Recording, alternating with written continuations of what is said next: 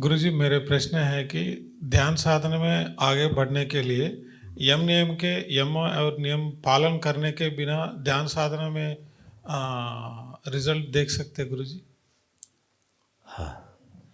जो यम नियम साधना है, जो हमारे महापुरुषों ने जो अपेक्षा की है साधकों से, तो बहुत आवश्यक है। और वो जो अष्टांग योग है उसमें आता है ये।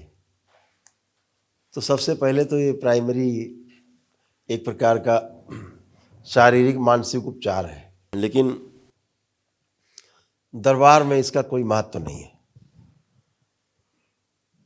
दरबार ये जो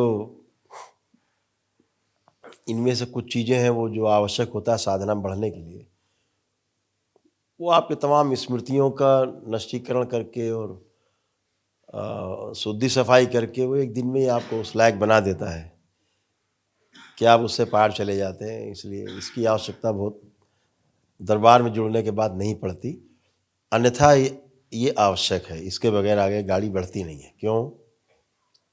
साधना से तमाम शक्तियाँ प्राप्त होती हैं। फिर अगर मन आपका दूषित है तो फिर उन शक्तियों का दुरुपयोग ही होता है, और ज़्यादातर दुरुपयोग स्वयं के ही विरुद्ध होता है, स्वयं के प्रति होता है। इसलिए उसका सबसे आवश्यकता है कि जो लोग दरबार से नहीं जुड़े वो बगैर यम नियम साधना के साध के तो आगे नहीं बढ़ना चाहिए।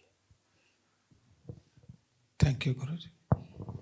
जैसे किसी का बेटा मान लीजिए कि अंग्रेज के यहाँ पैदा हुआ, तो वो पैदाइश से अंग्रेजी बोल रहा है, कोई दिक्कत नहीं है, उसके लिए समस्या नहीं है। लेकिन जो किसी अन्य भाषी के यहाँ पैदा हुआ है तो उसके लिए फिर ABCD से उसको शुरू करना पड़ेगा, नहीं तो गड़बड़ होगा। ऐसा है। तो दरबार है वो तो रूटीन में है, जो आता है वो तो शुद्धि है ही, जो गंदगी है दरबार हटा ही देता है। जैसा कि महापुरुषों द्वारा बताया गया कि अष्टांग योग में कि यम नियम आसन प्राणायाम प्रत्याहार धारणा ध्यान समाधि 8 योग उसके बताए गए।